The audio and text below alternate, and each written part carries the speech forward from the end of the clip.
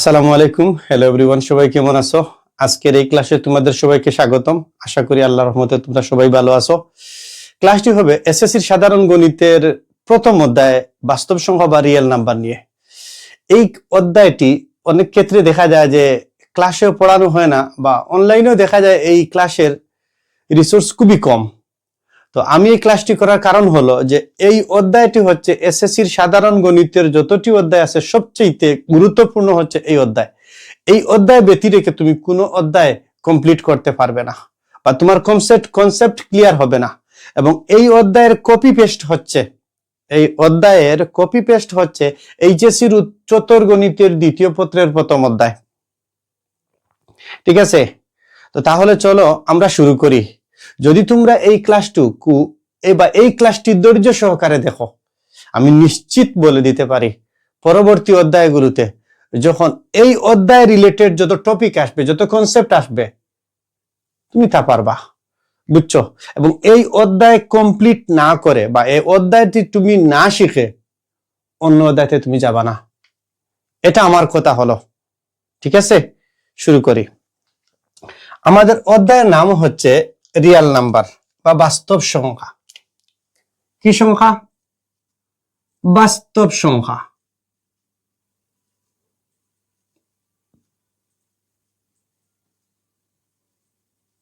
বাস্তব সংখ্যা।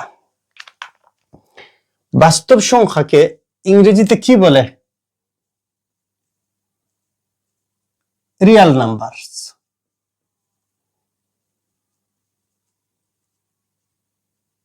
Real numbers. ঠিক আছে, এখন কথা হলো বাস্তব সংখ্যা কয় প্রকার। বাস্তব সংখ্যার যদি আমরা কিছু ক্লাসিফিকেশন করি, ঠিক আছে, বাস্তব সংখ্যা কয় প্রকার? প্রথমত আমরা ধরে নেই বাস্তব সংখ্যা দুই প্রকার। কি? বাস্তব সংখ্যা দুই প্রকার, মূলদ বা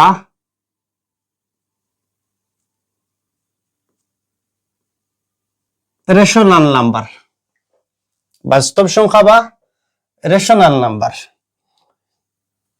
মূলদ সংখ্যা বা ইংরেজিতে বলতে পারো রেশনাল নাম্বার। আবার তাকে বলতে পারো অপরপক্ষ অমূলদ সংখ্যা বা ইরেশনাল, ইরেশনাল নাম্বারস। অমূলদ সংখ্যা। কি সংখ্যা? অমূলদ সংখ্যা। ক্লিয়ার? তারপরে আসো, ওই মূলদ সংখ্যাকে আবার কয় ভাগে ভাগ করা যায়? মূলদ সংখ্যাকে আবার কয় ভাগে ভাগ করা যায়? তিন ভাগে। কয় ভাগে? তিন ভাগে। সর্বপ্রথম হচ্ছে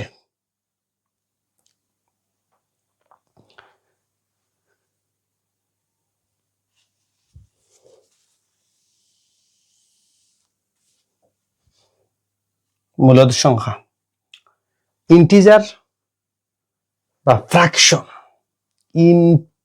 ইন্টিজার। মূলদ সংখ্যাকে আবার দুই ভাগে ভাগ করা যায়। কি? মূলদ সংখ্যাকে আবার দুই ভাগে ভাগ করা যায়। একটা হচ্ছে পূর্ণ সংখ্যা বা ইন্টিজার, আরেকটি হচ্ছে ফ্র্যাকশন বা ভগ্নাংশ।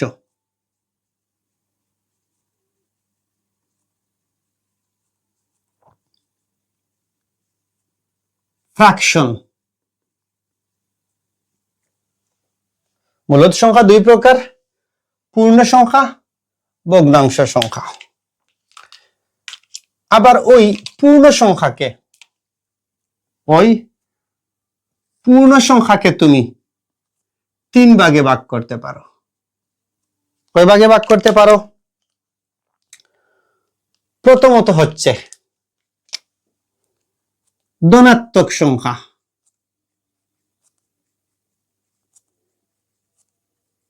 ধনাত্মক সংখ্যা, বা ইংরেজিতে তুমি যদি বলো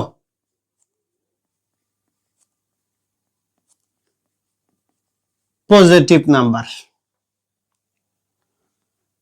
এরপরে শূন্য কি?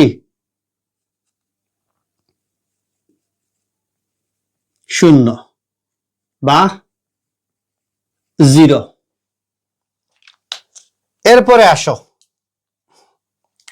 ঋণাত্মক সংখ্যা।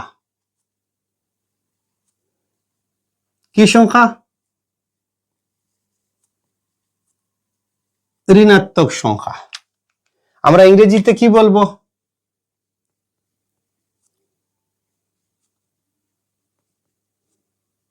Negative number. কি?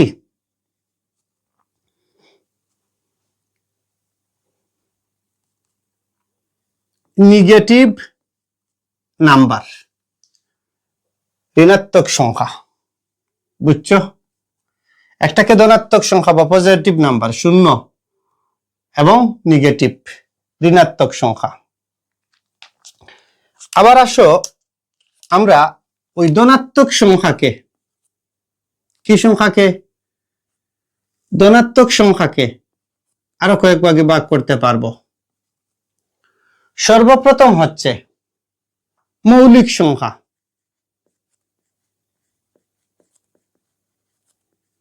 মৌলিক সংখ্যা ইংরেজিতে কি বলবা? Prime number. এরপরে হচ্ছে ওয়ান। ওয়ান হচ্ছে যৌগিকও নয়, মৌলিকও নয়। এরপরে আসো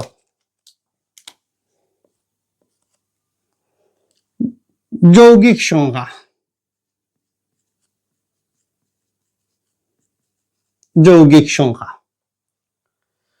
ওই যৌগিক সংখ্যাকে তুমি বলবা শুধু প্রাইমের আগে নন প্রাইম নাম্বার। দেখো এতটুকু ক্লিয়ার হয়েছে তোমাদের? একটু ধীর গতিতে হবে, যেহেতু এই অধ্যায় খুব বেশি গুরুত্বপূর্ণ বা ইম্পর্টেন্ট, বা এই অধ্যায়ের গভীরতা আছে। এই অধ্যায়ের কি আছে? অনেক গভীরতা আছে, ডেপথে যাওয়া লাগবে। কিসে যাওয়া লাগবে? ডেপথে যাওয়া লাগবে। আসো এখন আমরা যাই। এটা শেষ হয়ে গেছে, এরপরে আর নাই। কি কি বলবা? ভগ্নাংশ কয় প্রকার? ভগ্নাংশ দুই প্রকার। ভগ্নাংশ দুই প্রকার। একটা হচ্ছে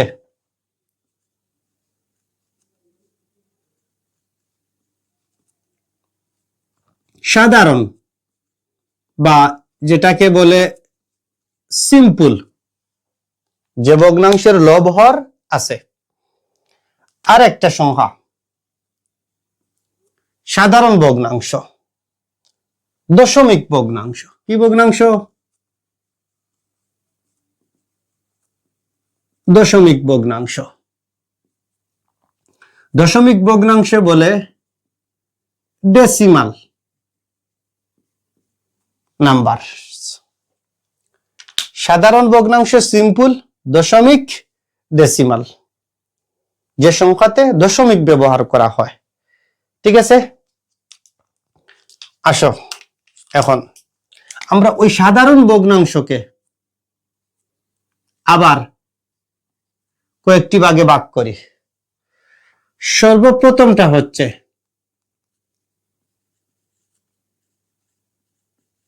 প্রকৃত ভগ্নাংশ, যাকে বলে প্রপার নাম্বার। ক্লিয়ার? আর একটাকে বলে অপ্রকৃত। কি বলে? অপ্রকৃত বা ইম প্রপার। দেখো ক্লিয়ার হয় না হয় না? ক্লিয়ার হয়েছে? বুঝছো? আচ্ছা, ওই ইমপ্রপার প্রতিটি অপ্রকৃত ভগ্নাংশই হচ্ছে মিশ্র ভগ্নাংশ। কি? মিশ্র। ওই মিশ্রকে তুমি লিখো MIXED, মিক্সড, মিশ্র, যার মধ্যে একটি ভগ্নাংশ থাকে এবং একটি পূর্ণ সংখ্যা থাকে। এখন আসো তুমি ওই দশমিক থেকে, কি দশমিকের মধ্যে আছে সসীম দশমিক ভগ্নাংশ, কি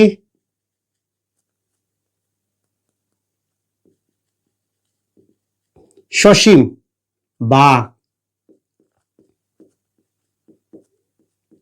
ফাইনাইট, যে দশমিক ভগ্নাংশের উপাদান সংখ্যা গণনা করে শেষ করা যায়। তারপরে আসো ইনফাইনাইট বা অসীম, অসীম সংখ্যা, বা বলতে পারি অসীম আবৃত, কি বলতে পারি, অসীম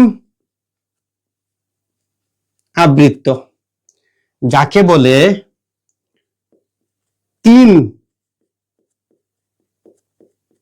ইনফাইনাইট। অসীম বলতে কি ইনফাইনাইট। আর আবৃত্তের জন্য আসবে রিপিটেড, কি আসবে, যেটা বারবার আসে, রিপিটেড, বানানটা হয়তো ভুল, PEA, রিপিটেড নাম্বার। বুঝছো, ক্লিয়ার হইছে? এখন আসো অমূলদ সংখ্যা, কি অমূলদ সংখ্যা।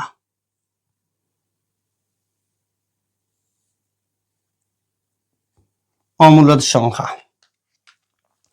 অমূলদ সংখ্যাকে বলে অসীম অনাবৃত্ত দশমিক ভগ্নাংশ।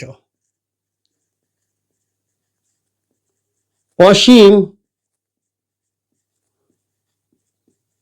অনাবৃত্ত, কি অনাবৃত্ত দশমিক। বুঝা গেছে? অসীমের জন্য নিয়ে আসো, সর্বপ্রথম লিখো ইনফাইনাইট। অসীমের জন্য কি আনো, ইনফাইনাইট। যেহেতু দশমিক ভগ্নাংশ বলছো তুমি, দশমিক লেখো ডেসিমাল, ইনফাইনাইট ডেসিমাল। এরপরে লেখো উইদাউট, কি উইদাউট রিপিটেড, কি রিপিটেশন, REPEATION,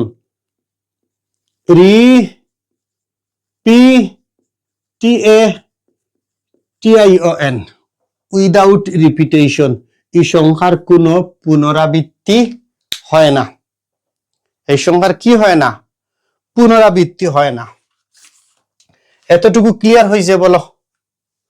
আমরা যদি আবার চিন্তা করি, বাস্তব সংখ্যা রিয়েল নাম্বারস কয় ভাগে বিভক্ত, মূলদ অমূলদ, মূলদ রেশনাল, অমূলদ ইরেশনাল।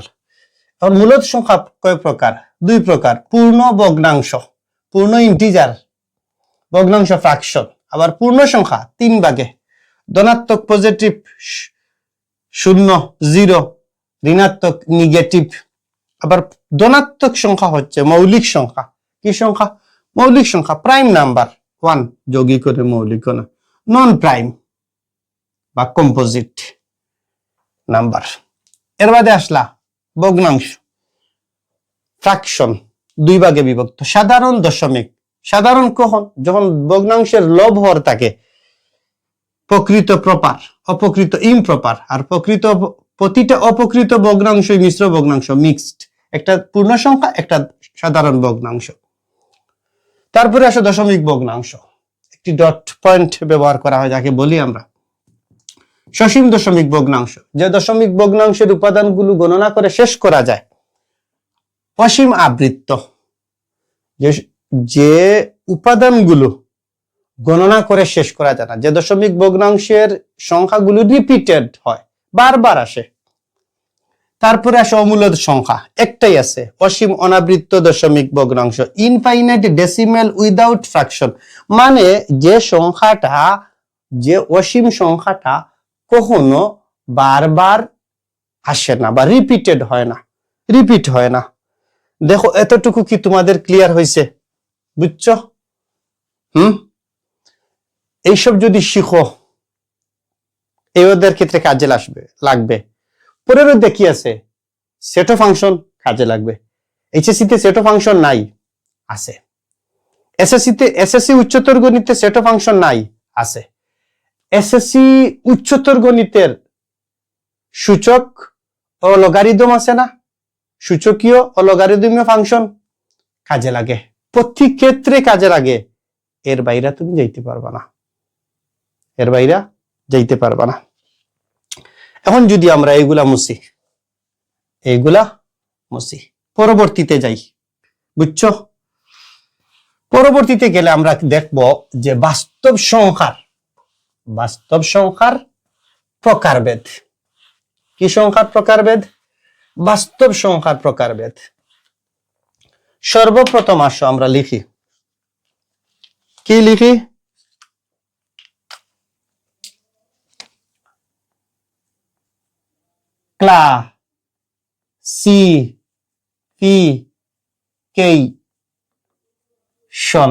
classification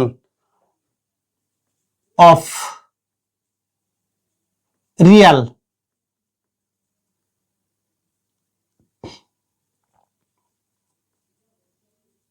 numbers,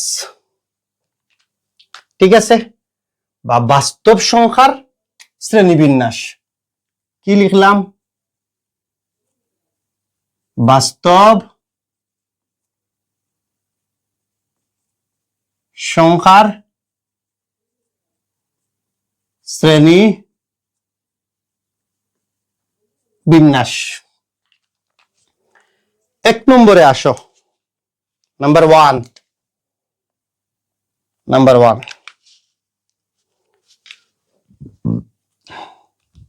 স্বাভাবিক সংখ্যা। কি সংখ্যা?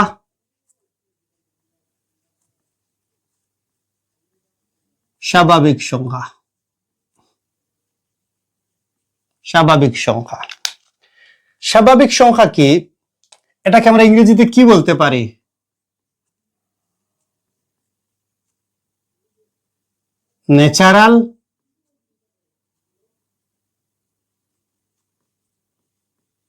ন্যাচারাল নাম্বার, স্বাভাবিক সংখ্যা। বুঝছো?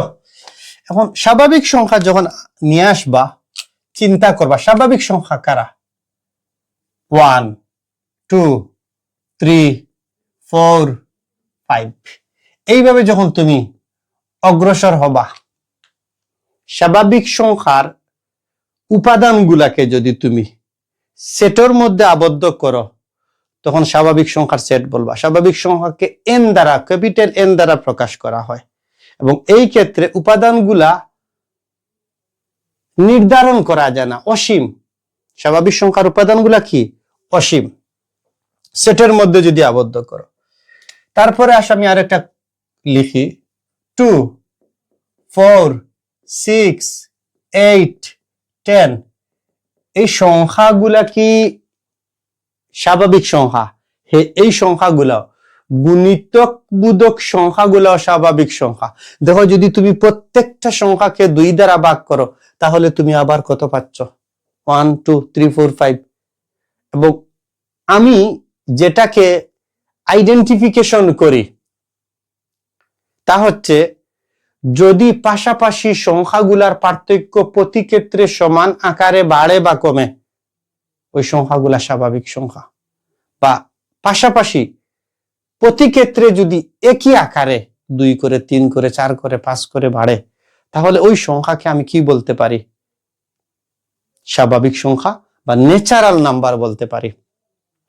ক্লিয়ার? আসো এখন এই স্বাভাবিক সংখ্যার মধ্যে, ওই স্বাভাবিক সংখ্যার মধ্যে আছে কি সংখ্যা? মৌলিক সংখ্যা। কি?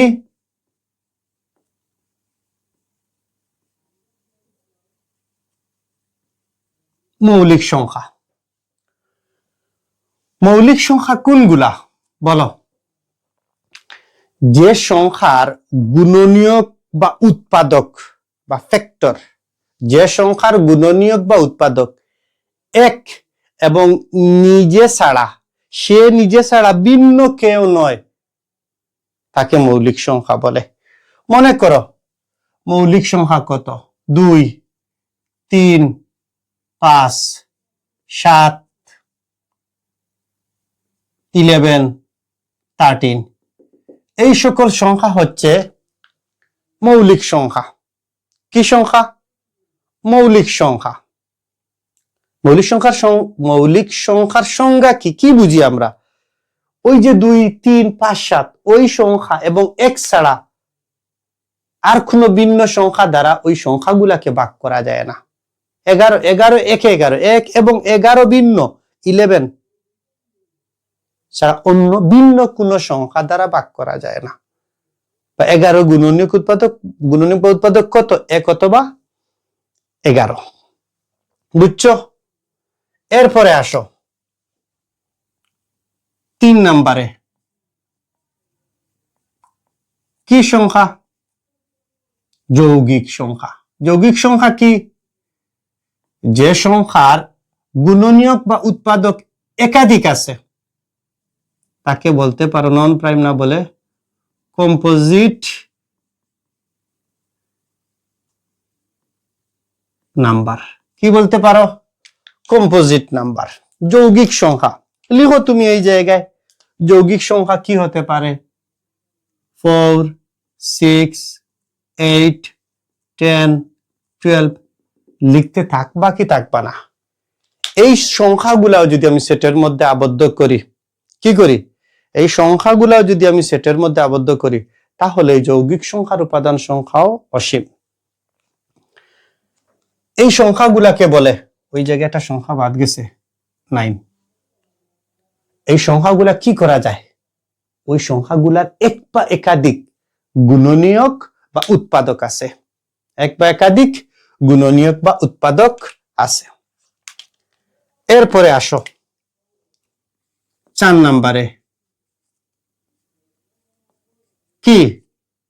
পূর্ণ সংখ্যা। পূর্ণ সংখ্যা। পূর্ণ সংখ্যাকে ইংরেজিতে কি বলে? আমরা সবাই জানি। কি বলে বলো?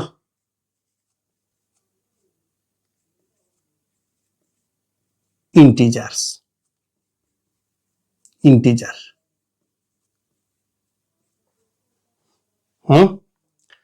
পূর্ণ সংখ্যা। কি সংখ্যা?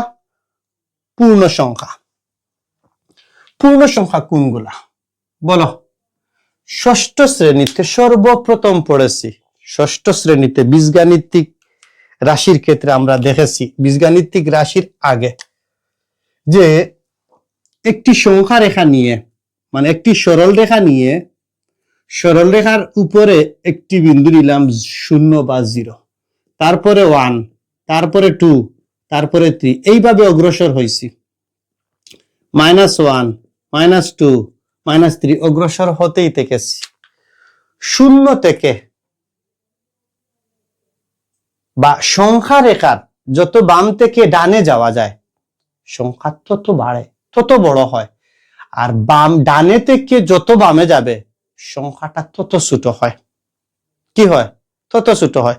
ওই যে 0 সহ সকল ধনাত্মক এবং ঋণাত্মক সংখ্যাকে পূর্ণ সংখ্যা বলে। কি বলে? পূর্ণ সংখ্যা বলে। লিখো -3, -2, -1, 0, 1, 2, 3, 4। এই সংখ্যাগুলোকে কি বলে? পূর্ণ সংখ্যা। 0 সহ সকল ধনাত্মক এবং ঋণাত্মক সংখ্যাকে পূর্ণ সংখ্যা বলে। ক্লিয়ার হয়েছে এতটুকু? আসো 5 নম্বরে। ভগ্নাংশ। কি? ভগ্নাংশ। ভগ্নাংশ সংখ্যা।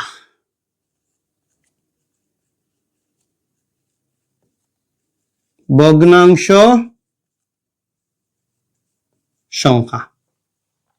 ভগ্নাংশ সংখ্যাকে কি বলে বলো? Fractional number. ফ্র্যাকশনাল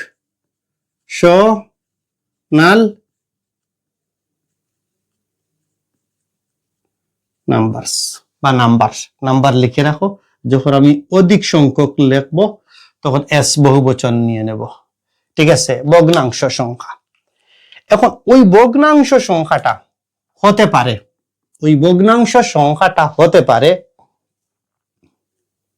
এক ভাগের দুই, বা আমরা আগে ছোট্ট থাকতে বলতাম 2/1, 3/2, 5/7, আরো কিছু বলতে পারি, -5/3, 1/6, বা তাও বলতে পারি 4/6 বা 6/4। এইসব সংখ্যাকে আমরা ভগ্নাংশ সংখ্যা বলতে পারি। কি সংখ্যা বলতে পারি? ভগ্নাংশ। কোন ধরনের ভগ্নাংশ? সিম্পল ফ্র্যাকশনাল নাম্বার, সাধারণ ভগ্নাংশ, যে ভগ্নাংশকে লব এবং হরে প্রকাশ করা যায়। কি প্রকাশ করা যায়? লব এবং হরে প্রকাশ করা যায়। এখন আসো ওই ভগ্নাংশ সংখ্যার মধ্যে তো যেহেতু আমরা বীজগণিতে প্রকাশ করতেছি, ওই জায়গায় ছোট্ট করে একটা জিনিস লেখো, যে ভগ্নাংশকে পি বাই কিউ আকারে, পি একটি পূর্ণ সংখ্যা, কিউ একটি পূর্ণ সংখ্যা, যদি চলক আকারে ধরি বা অক্ষর প্রতীক, যদি কোনো ভগ্নাংশকে পি বাই কিউ আকারে ধরা যায়, চলকের মান পরিবর্তনশীল, চলক বিভিন্ন মান ধারণ করে, ষষ্ঠ শ্রেণীতে শিখে এসেছি, এটা কোনো নতুন করে বলার বিষয় নয়, তোমরা সবাই জানো। পি বাই কিউ আকারের সংখ্যাকে ভগ্নাংশ বলে। কোন ধরনের ভগ্নাংশ বলে? সাধারণ ভগ্নাংশ বলে, সিম্পল ফ্র্যাকশনাল নাম্বার। ঠিক আছে, তো ওই ক্ষেত্রে একটা হবে যে Q does not equal to 0, কিউর মান কখনো কি ধরা যাবে না? 0 ধরা যাবে না। যদি এই জায়গায় 0 ধরি, 0, ঠিক আছে, বা 0 বাস্তব সংখ্যাকে তো 0 দ্বারা ভাগ করা যায় না। তারপরে কিউর মান কত ধরতে পারবা না তুমি? কিউ এর মান 0 এবং 1 কখনোই ধরতে পারবা না তুমি। যদি তুমি সংখ্যাকে সাধারণ ভগ্নাংশে প্রকাশ করতে চাও, কি করতে চাও? সাধারণ ভগ্নাংশে প্রকাশ করতে চাও। এখন ভগ্নাংশ আবার হচ্ছে দুই প্রকার। লিখো, ভগ্নাংশ হচ্ছে এই জায়গায় যে প্রকৃত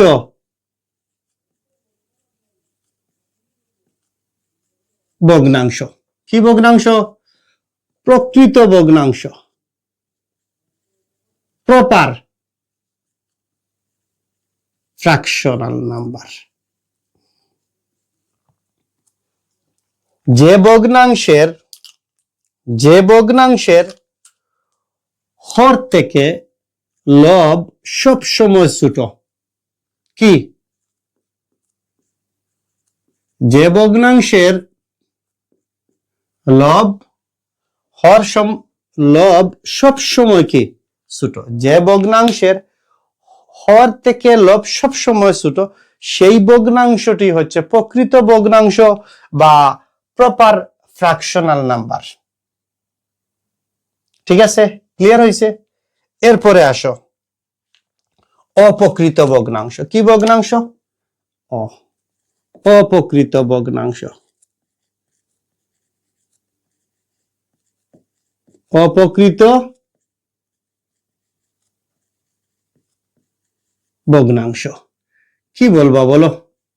ইমপ্রপার। কি বলবা? ইমপ্রপার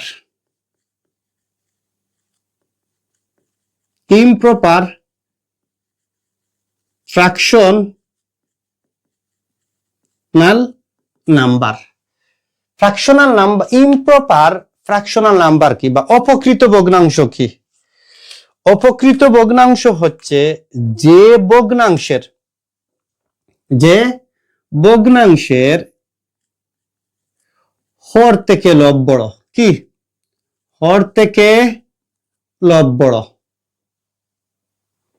বা উপরে 11 নিচে 7, বা উপরে লেখো 15 নিচে লেখো 11, উপরে লেখো 17 নিচে লেখো 7, বা উপরে লেখো 19 নিচে লেখো 13। এই ধরনের ভগ্নাংশ, সাধারণ ভগ্নাংশকে বলে ইমপ্রপার ফ্র্যাকশনাল নাম্বার বা অপ্রকৃত ভগ্নাংশ। দেখো, এই বিষয়গুলা কি তোমাদের ক্লিয়ার হচ্ছে? এই বিষয়গুলা কি তোমাদের ক্লিয়ার হচ্ছে বলো আমাকে? না হচ্ছে না? তারপরে আসো 8 নাম্বার, মূলদ সংখ্যা। তো ওই ক্ষেত্রে একটা জিনিস বাকি রয়ে গেছে। কি? ওই ক্ষেত্রে আরেকটা রয়ে গেছে।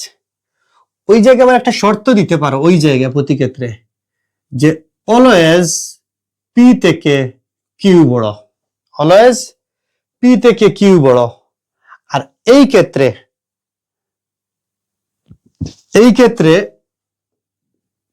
পি অবশ্যই কিউ থেকে বড়, এই শর্ত দিতে পারো। পারো কি পারো না বলো আমাকে? আসো মূলদ সংখ্যা। কি সংখ্যা? মূলদ সংখ্যা।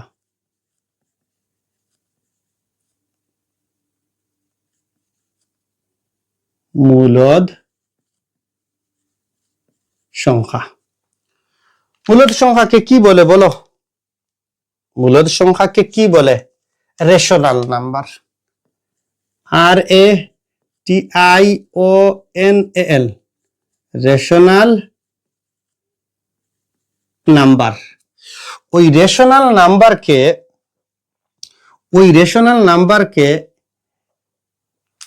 কিউ দ্বারা, ক্যাপিটাল কিউ দ্বারা যখন সেট আকারে প্রকাশ করব, তখন ক্যাপিটাল কিউ দ্বারা প্রকাশ করে। কি দ্বারা প্রকাশ করে? ক্যাপিটাল কিউ দ্বারা প্রকাশ করে। ওই ক্যাপিটাল কিউটা হচ্ছে ফরাসি বা ইতালীয় শব্দ কুশন্ট থেকে কিউ এসেছে। আর পূর্ণ সংখ্যার ক্ষেত্রে ওটা সামনেটা দিয়ে দেই, কিউ। আর পূর্ণ সংখ্যার ক্ষেত্রে ক্যাপিটাল জেড। কি? Capital Z. ওইটাও আসে জার্মান শব্দ জাহলেন থেকে। কি থেকে? জার্মান শব্দ জাহলেন থেকে। ওই যে কি একজন ভ্রমণে গিয়েছিলেন ওই নামের এক ব্যক্তি, ওনার পরিবারকে নিয়ে, আর পিকনিকে যাওয়ার পরে বসে যখন তিনি সংখ্যাগুলা নিয়ে ভাবছিলেন, তখন এই ভাবনা থেকে পূর্ণ সংখ্যার অনেক এই সংখ্যার ইতিহাস অনেক আগের ইতিহাস। মানব ইতিহাস যেভাবে পুরনো, সংখ্যার ইতিহাস তেমনি ভাবে পুরনো, তোমরা বই খুললেই দেখতে পারবা। ঠিক আছে? তারপরে আসো মূলদ সংখ্যা। এখন মূলদ সংখ্যা কি? মূলদ সংখ্যা হচ্ছে, মনে করো 3, এই 3 কে লেখা যাবে, এটা লেখা যাবে না?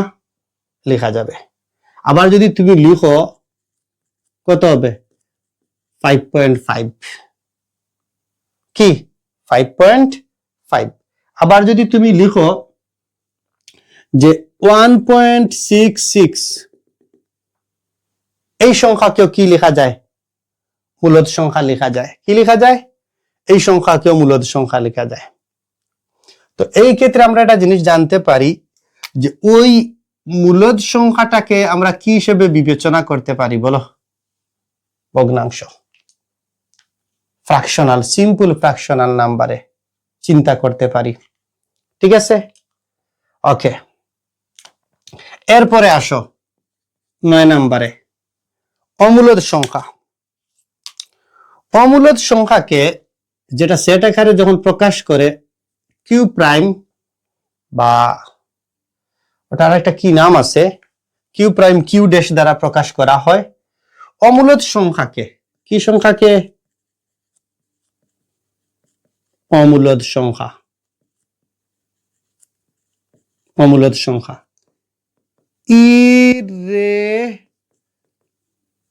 Irrational number. বুঝছো? ইরেশনাল নাম্বার কি? মূলদ সংখ্যাকে পি বাই কিউ আকারে প্রকাশ করা যায়, কিন্তু ইরেশনাল নাম্বারকে পি বাই কিউ আকারে প্রকাশ করা যায় না। পি বাই কিউ আকারে কখনো কি করা যায় না, প্রকাশ করা যায় না। বুঝছো? তো মূলদ সংখ্যা, অমূলদ সংখ্যা কি হতে পারে? অমূলদ সংখ্যা কি হতে পারে? আমি লিখি এই জায়গায় P by Q, P by Q এই আকারে প্রকাশ করা যাবে না। এবং এই জায়গাটা শর্ত দিছে Q does not equal to 0। ঠিক আছে? মূলদ সংখ্যা কি? পূর্ণবর্গ সংখ্যাকে যদি তুমি রুট করো, বর্গমূল করো, তাহলে বের হবে পূর্ণ সংখ্যা। আর যদি অনলি জাস্ট শুধুমাত্র পূর্ণ সংখ্যাকে রুট করো, তাহলে বের হবে অমূলদ সংখ্যা। যেমন √2, √3, √5, √7, √11, √13 এই সকল সংখ্যাকে অমূলদ সংখ্যা বলে। এখন দেখো, যদি মূলদ সংখ্যাকে তুমি দশমিকও প্রকাশ করতে পারবে, দশমিক ভগ্নাংশ, এই দশমিক ভগ্নাংশকে আবার কনভার্ট করে তুমি সাধারণ ভগ্নাংশ রূপান্তর করতে পারবে, লব হরে পি বাই কিউ আকারে প্রকাশ করতে পারবে। কিন্তু অমূলদ সংখ্যাকে তুমি কখনো পি বাই কিউ আকারে প্রকাশ করতে পারবে না। ক্লিয়ার? বুঝছো? বলো আমাকে। এইগুলা কি ক্লিয়ার হইছে? বলতে পারবা? অবশ্যই ক্লাসটা দেখলে তোমরা কমেন্টে লিখবা। কি করবা? কমেন্টে লিখবা। আসো 10 নাম্বার, 10 নাম্বার, দশমিক ভগ্নাংশ। কি ভগ্নাংশ? দশমিক ভগ্নাংশ। দশমিক ভগ্নাংশ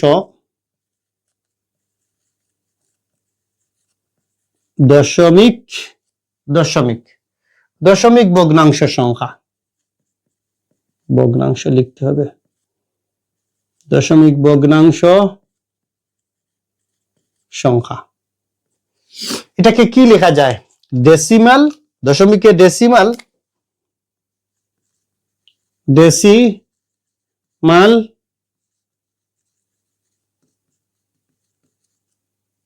fractional number, decimal fractional number. ওই দশমিক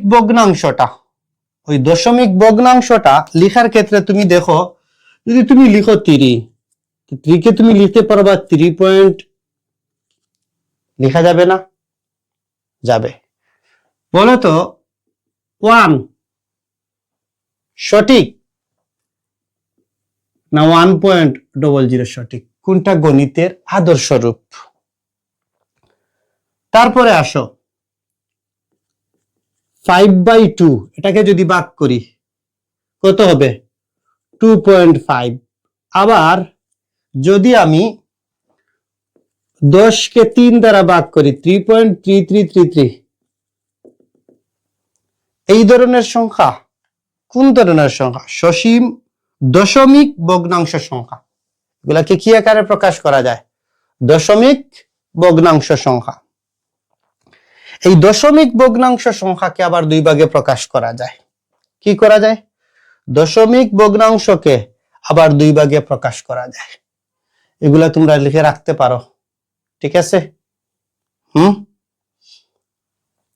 এরপরে আসো লিখি, যে আস্তে আস্তে আমরা যাই, সামনের দিকে অগ্রসর হই। এই অধ্যায়টুকু শিখলে কি হবে দেখবা। এই অধ্যায় শেখার এই ধারণাগুলো যখন তোমার ক্লিয়ার হবে, আর কোনো কিছু থাকবে না, সমস্যা থাকবে না। প্রতিটি অধ্যায়ে এই বিষয় নিয়ে আলোচনা করা হয়। ওই দশমিক ভগ্নাংশ সংখ্যাকে আবার প্রকাশ করা হয়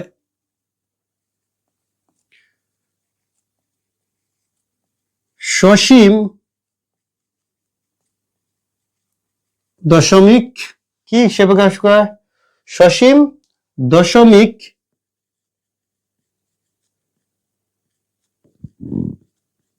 ভগ্নাংশ। সসীম দশমিক ভগ্নাংশকে কি বলে? ফাইনাইট। কি বলে? Finite decimal. ডেসিমাল ভগ্নাংশ, ফ্র্যাকশন। ফ্র্যাকশনাল নাম্বারও দিতে পারো, দাও, সমস্যা কি? ঠিক আছে। এখন যে ভগ্নাংশের উপাদান সংখ্যা গণনা করে শেষ করা যায়, মনে করো 1.3, 2.55 বা 6.8, ঠিক আছে, এই ধরনের সংখ্যা, বা মনে করো 5.8592, সংখ্যার তো লাস্ট নাম্বার আছে, সংখ্যার কি আছে? লাস্ট নাম্বার আছে। যে সংখ্যা, যে দশমিক ভগ্নাংশের উপাদান নির্দিষ্ট, ফিক্সড, তাকে সসীম দশমিক ভগ্নাংশ বলে। তারপরে যাও, সসীমের বিপরীত কি হবে? অসীম। অসীম দশমিক ভগ্নাংশ। এই জায়গায় শুধুমাত্র এর আগে লাগবে ইন। কি লাগবে? ইনফাইনাইট। বুঝছো? বা ওই জায়গায় সুন্দর করে লিখে দাও নন ফাইনাইট।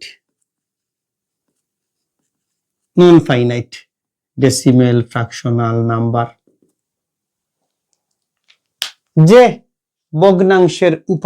যে দশমিক ভগ্নাংশের উপাদান সংখ্যা গণনা করে শেষ করা যায় না, নন ফিক্সড। ঠিক আছে, বলতে পারো 1.652 ডট ডট দেওয়া আছে, এর মানে আরো আছে, চলমান, কন্টিনিউয়াস।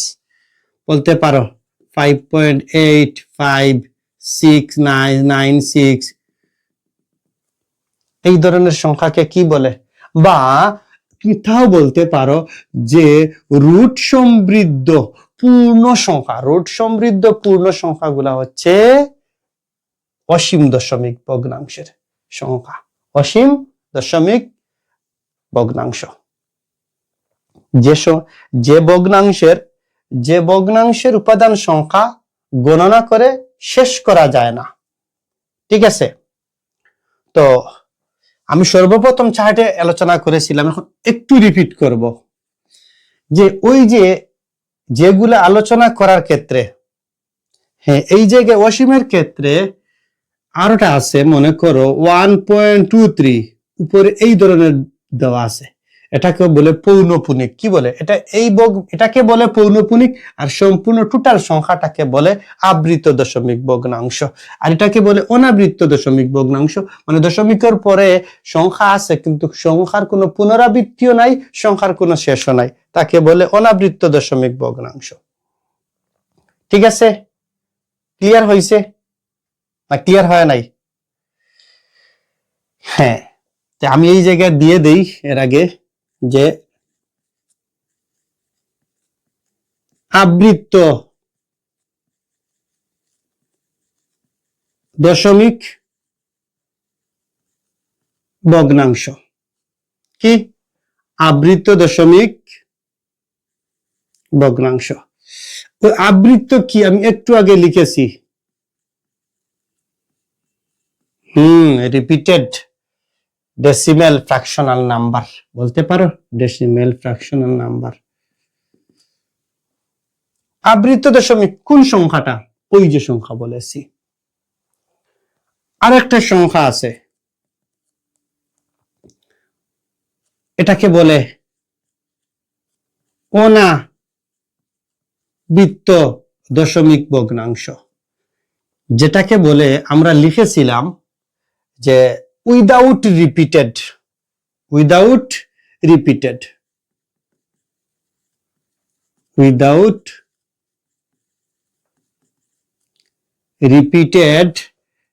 Decimal fractional number. বুঝছো? কি সংখ্যাটা হতে পারে?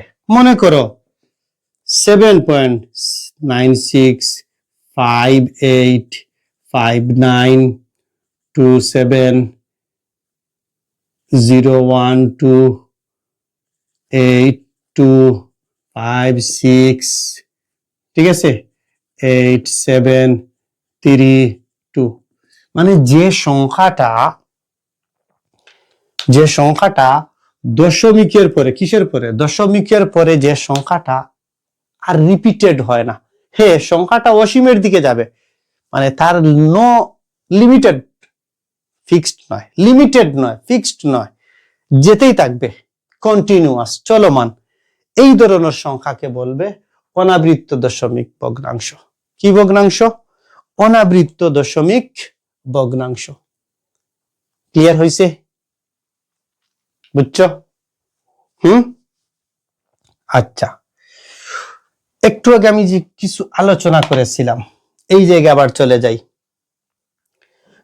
কি শিখেছিলাম যে পজিটিভ নাম্বার কি number positive number positive number positive number কি যে ধনাত্মক সংখ্যা কি সংখ্যা ধনাত্মক সংখ্যা মানে যে সংখ্যাগুলার সামনে প্লাস চিহ্ন আছে আরেকটা শিখেছিলাম নেগেটিভ কি শিখেছিলাম নেগেটিভ নাম্বার নেগেটিভ নাম্বার কি যে সংখ্যাগুলোর সামনে মাইনাস চিহ্ন থাকে কি থাকে মাইনাস চিহ্ন থাকে আরেকটা সংখ্যার নাম্বার আছে non negative number non negative number কি শূন্য সহ সকল ধনাত্মক পূর্ণ সংখ্যাকে নন নেগেটিভ নাম্বার বলে কি বলে নন নেগেটিভ নাম্বার বলে বলো আমাকে তোমাদের এতটুকু কি ক্লিয়ার হইছে এতটুকু কি ক্লিয়ার হইছে এতটুকু যদি ক্লিয়ার হয়ে থাকে তাহলে আমরা পরবর্তীতে যাই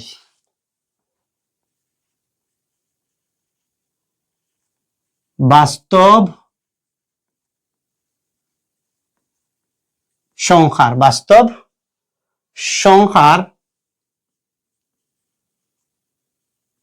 যোগ ও কি গুণন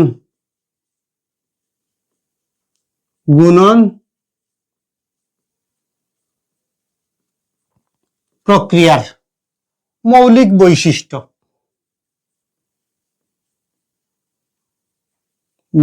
বৈশিষ্ট্য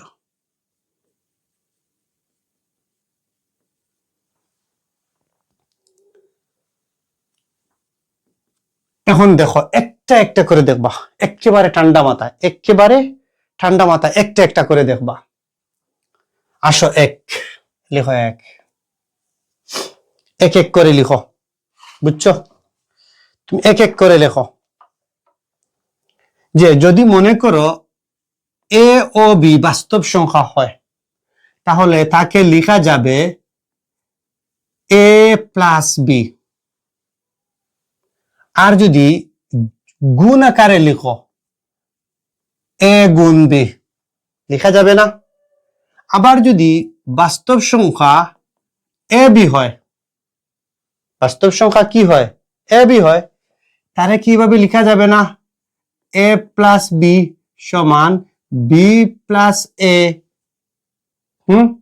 মনে করো 2+3 আর 3+2 একই কথা না একই কথা গুণের ক্ষেত্রে যদি তুমি লিখো এ গুণ বি বা বি গুণ এ 2×3 আর 3×2 গুণফল একই হবে ক্লিয়ার হইছে বুঝছো 3 নম্বরে আসো এ বি সি তিনটা চলক নাও এখন যোগ করো ব্র্যাকেটের ভিতরে এ প্লাস বি দাও ব্র্যাকেটের বাইরে সি দাও এখন যদি ব্র্যাকেটের বাইরে এ নিয়ে আসো আর ব্র্যাকেটের ভিতরে যদি বি প্লাস সি কে দাও কোনো সমস্যা উদাহরণ মনে করো 2+2+3 ব্র্যাকেটের বাইরে 5, এই জায়গায় ব্র্যাকেটের বাইরে 2, 3 + 5, এইভাবে যোগ করলে কি যোগফলে কি হয় না একই হয়। গুণের ক্ষেত্রে যাও,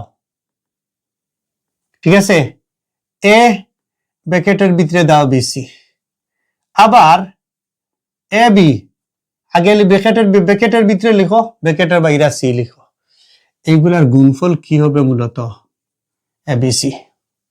কি হবে এবিসি হবে। এখন তোমার মনে হলো 2 গুণ 3 গুণ 4, আবার লিখো 2 গুণ 3 ব্র্যাকেটের ভিতরে ব্র্যাকেটের বাইরে 4, আবার যদি লিখো 2 গুণ 3 গুণ 4, 2 3 6, 6 6 24, মানে কি মান একই।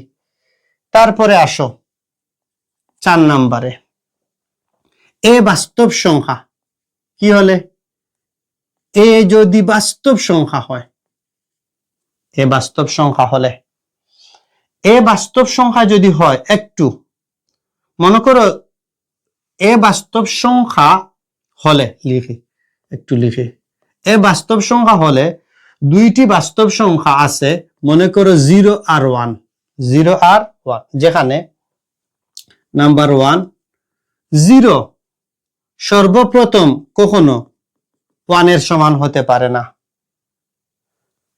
নাম্বার 2, যদি তুমি 0 এর সাথে 1 যোগ করো, কি বা ওই এ যে বলছি, হ্যাঁ, তুমি যদি এর সাথে 0 যোগ করো বা 0 এর সাথে এ যোগ করো, কত হবে এই হবে, বুঝছো? আর যদি এটা তো এইটা ছিল 1 নম্বর, এটা 2 নম্বর, এইটা 3 নম্বর। এখন যদি তুমি একে তুমি 0 দ্বারা ভাগ করো, 0ই হবে। একে যদি তুমি 1 দ্বারা গুণ করো বা 1 দ্বারা যদি তুমি একে গুণ করো, এই হবে। এই জিনিসগুলা তোমার জানা থাকতে হবে, এই জিনিসগুলা তোমার জানা থাকতে হবে। এখন আমি একটা কথা বলি, ক্লাসের মধ্যখানে এসে গেছি, এতক্ষণ যখন পড়াইছি কিছু কথা বলি তোমাদের সাথে। আমরা শুনি যে একটা ছাত্র প্রাইমারি লেভেলে ভালো ছিল, মাধ্যমিক লেভেলে সে এসে উইক বা দুর্বল হয়ে গেছে, বা প্রাথমিক লেভেলে সে মাধ্যমিকের প্রথম পর্যায়ে 6 7 8 সে গণিতে ভালো ছিল, 9 10 খারাপ হয়ে গেছে। মা বাবা বলে বা অভিভাবক বলে যে আমার তো এটা দিন দিন খারাপ হয়ে যাচ্ছে, বা অনেকে এসএসসিতে তো ফেইলু মারে, হ্যাঁ অনেকে আছে ফেইল মারে, অকৃতকার্য হয়। কিসের জন্য? গণিতের মৌলিক বিষয়গুলো না জানার জন্য। গণিতের কিছু নিজস্ব ভাষা আছে, এইগুলা তোমাকে আয়ত্ত করতে হবে, যেগুলাকে অনেক স্যার অনেক কথায় প্রকাশ করে। বেশিরভাগ স্যার যেটা বলে বেসিক ক্লিয়ার করা। কোন ছাত্রের যদি বেসিক ক্লিয়ার থাকে, সে গণিতে কেন ফেল করবে? প্রশ্নই আসে না। আর গণিতে তুমি কখন ফেল মারবা না, বা কখন তুমি গণিত পারবা বলে নিজে সন্তুষ্ট করতে পারবা? যখন তুমি গণিত ফিল করতে পারবা। গণিত কি করতে পারবা? গণিতকে যখন তুমি ফিল করতে পারবা, তখন তুমি গণিত আর ফেল মারবা না। বইয়ের প্রতিটা অক্ষর যখন তোমার সাথে কথা বলবে, আর তুমি যখন বইয়ের প্রতিটি অক্ষরের সাথে কথা বলতে পারবে, তখন তুমি ফেল মারবে না। ক্লাস 1 থেকে ক্লাস 8 পর্যন্ত গণিতের যত ক্যালকুলেশন আছে সবগুলার কপি পেস্ট আছে নবম দশমে। যেভাবে বাংলা বর্ণমালা শিখে তুমি বর্ণমালাগুলো বারবার প্রতিটা ক্ষেত্রে ব্যবহার করো, ইংরেজি অ্যালফাবেট গুলা তুমি শিখে প্রতি ক্ষেত্রে ব্যবহার করো না, গণিতেরও ঠিক তেমনি ভাবে কিছু মৌলিক শিকার্য আছে বা বেসিক আছে, তার নিজস্ব বৈশিষ্ট্য আছে, ধর্ম আছে, গুণাগুণ আছে। এইগুলা যদি তোমার জানা থাকে, তুমি ক্যালকুলেশন করতে পারবা। থিওরি নিলা, ক্যালকুলেশন নিলা, থিওরি দেখলা, ক্যালকুলেশন তো তোমার জানা আছে, বেসিক গুলা তোমার ক্লিয়ার, তুমি গণিতে পারবা। আর তোমার গণিতের প্রাথমিক পর্যায়গুলা জানা নাই, মনে করো এই বিষয়গুলো তোমার জানা নেই, তুমি গণিত কিভাবে পারবা? তুমি তো ফেল মারবাই, তুমি তো ফেল মারবাই। আর যদি তুমি গণিতের বেসিক গুলা ক্লিয়ার করতে পারো, ফেল করা তো প্রেজেন্ট ইম্পসিবল টেন্স। বুঝতে পারছো? আসো এখন এরপরে বলো 5 নম্বরে, এ যদি বাস্তব সংখ্যা হয়, কি হয়? এ বাস্তব সংখ্যা হয়। দেখো নাম্বার 1, প্লাস এর সাথে যদি মাইনাস এ যোগ করো, কি হবে বলো? 0 হবে কি হবে না? 2 নাম্বার কি 2 নাম্বার দেওয়া আছে? শর্ত হচ্ছে এ ডাজ নট ইকুয়াল টু 0, এর মান কখনো শূন্য ধরা যাবে না। এখন যদি তুমি লিখো এর গুণাত্মক বিপরীত 1/a লিখো, তার মান কত আসবে বলো? এইটা তো সাধারণ গণিতের 8 এর 9 এর 3.1 3.2 এ কতবার যে 8 এ 4.123 নবম দশমে 3.12 3 4 5 এর মধ্যে কতবার যে এইগুলা দিয়েছে তার কোনো শেষ নেই। তুমি যদি এইটুকু না বুঝো, তুমি গণিত কিভাবে পারবা বলো? পারবা না? পারবা না। 6 নম্বরে আসো, যদি এ বি সি বাস্তব সংখ্যা হয়, কি হয়? এ বি সি বাস্তব সংখ্যা হয়। আসো, এ ইন্টু বি প্লাস সি, এটাকে তুমি লিখতে হবে যেভাবে আমরা ষষ্ঠ শ্রেণীতে শিখেছি, বন্টন সূত্র। এ দ্বারা বি কে গুণ করতে হবে এবং এ দ্বারা সি কে গুণ করতে হবে। বুঝছো? বোঝা গেল? আবার যদি তুমি বলো যে এ বি সি বাস্তব সংখ্যা হলে, কি বাস্তব সংখ্যা হলে? যদি এ থেকে বি বড় হয় বা বি থেকে এ বড় হয়, তখন লেখা যাবে এ সমান বি। তখন কি লেখা যাবে? এ সমান বি। লেখা যাবে না? লেখা যাবে। অথবা এই জায়গায় তুমি লিখো অথবা,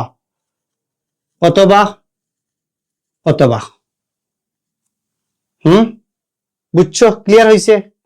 আবার যদি বলো যে এ বি সি বাস্তব সংখ্যা হলে, প্রথমত বললা এ সমান বি, যেটা অসমতায় প্রকাশ করা হয়। এখন যদি তুমি এর সাথে সি যোগ করো, মনে রাখবো অবশ্যই তুমি বি এর সাথে সি যোগ করতে হবে। সমীকরণের প্রত্যেকটি ধর্ম, প্রত্যেকটি ক্যালকুলেশন, হিসাব নিকাশ সমতার ক্ষেত্রে ব্যবহার করা হয়। সমতা আছে 9-10 এর উচ্চতর গণিতে আছে, এইচএসসির আছে, প্রথম অধ্যায় আছে অসমতা, সমতা, অসমতা। ঠিক আছে? এরপরে আসো, যদি দেখা যায়, আমি লিখে দেখি, ক্যামেরায় দেখি কি দেখা যাচ্ছে। হ্যাঁ, দেখা যাচ্ছে আবো। এরপরে আসো, যে এ বি সি বাস্তব সংখ্যা হলে, এ বি সি বাস্তব সংখ্যা হলে যদি এ থেকে বি বড় হয়, মনে রাখবা যদি এর সাথে সি গুণ করো, অবশ্যই বির সাথে সি গুণ করতে হবে। উভয় পক্ষকে একই সংখ্যা দ্বারা গুণ করতে হবে। এইগুলা কখন হয়? এই সম্পর্কটা কখন হয়? যখন সি 0 থেকে বড় হয়। আর 2 নম্বর ক্ষেত্রে মনে করো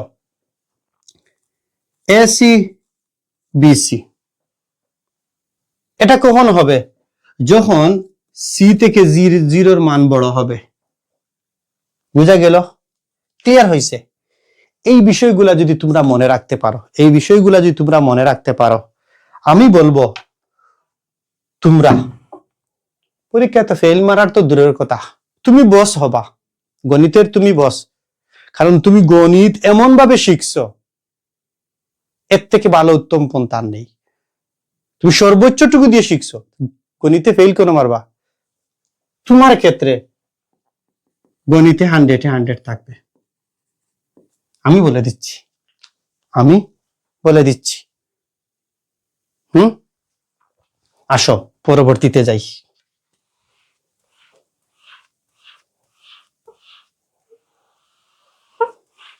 আমরা গণিতের ক্ষেত্রে তোমরা একটা জিনিস মনে রাখবা, গণিতের ক্ষেত্রে তোমরা যত্ন করে পড়বা। গণিত বিষয়টা তোমরা কি করে পড়বা? যত্ন করে পড়বা। তোমাদের পরীক্ষার মধ্যে আসে যে √2 একটি অমূলদ সংখ্যা। এটা আমাদেরকে সময় এসেছে, এখনো আসছে, ভবিষ্যতেও আসবে। এই প্রমাণটা এসএসসির সাধারণ গণিতের প্রথম অধ্যায় আছে এবং এইচএসসির উচ্চতর গণিতের দ্বিতীয় পত্রের প্রথম অধ্যায় আছে এবং খেতাবউদ্দিন স্যারের বই, এইচএসসি সেকেন্ড পেপারের খেতাবউদ্দিন স্যারের বইয়ের মধ্যে খুব সুন্দর করে এই বিষয়টি দেওয়া আছে, খুব সুন্দর করে। ভাই খেতাবউদ্দিন স্যারের কপি পেস্ট অনেক গাইডে দেখেছি আমি, দিয়েছে, আমরাও শিখেছি, দুইবার তিনভাবে শিখেছি। তুমি লিখতে পারো যে √2 একটি অমূলদ সংখ্যা। কি? √2 একটি অমূলদ সংখ্যা। এরপরে বলো প্রমাণের ক্ষেত্রে, প্রমাণ যে মনে করি, কি করি? মনে করি √2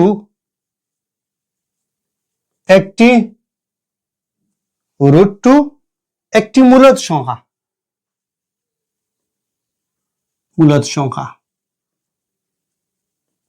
ধরি, খুব সংক্ষেপে লিখো যে √2 = p/q। এই জায়গায় ব্র্যাকেটের ভিতরে সুন্দর করে লিখো যে পি ও কিউ পরস্পর সহ মৌলিক। সহমৌলিক কি এখন আবার নতুন করে বলতে হবে?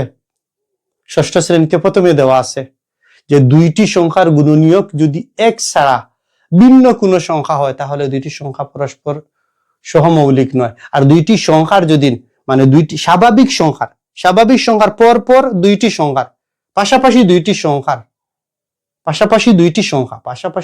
সংখ্যা সহমৌলিক। পি ও কিউ পরস্পর সহমৌলিক, পরস্পর সহমৌলিক। এরপরে লিখো এই জিনিসগুলো, স্বাভাবিক সংখ্যা। পি ও কিউ পরস্পর সহমৌলিক স্বাভাবিক সংখ্যা। এবং বলো যে পি কিউ এর মান অবশ্যই কার থেকে বড়? 1 থেকে বড়। বুঝা গেছে? এবং আরো লিখো Q does not equal to 0। Okay, দ্বিতীয় লাইনে আসো। বা √2 whole square p/q whole square. অন্য লেখ উভয় পক্ষকে বর্গ করে। বা কি লিখবা বলো? ওই √/স্কয়ারে চলে যাবে, 2 থাকবে। আমরা এটার সূত্র জানি, আমি এর আগে যত ক্লাস করিয়েছি দেখাইয়াছি, দেখিয়ে দিয়েছি। a/b whole power n, a power n b power n সূচকীয় সূত্র। তাহলে লিখো p²/q² বা 2q ইন্টু p²/q² বা 2q ইন্টু p²/q। এই দুইটা থেকে একটা চলে গেলে নিচে একটা থাকে। এই জায়গায় আসো, ঠিক আছে? বুঝা গেল? এই জায়গায় তুমি বলতে পারো, কি বলতে পারো? যে উভয়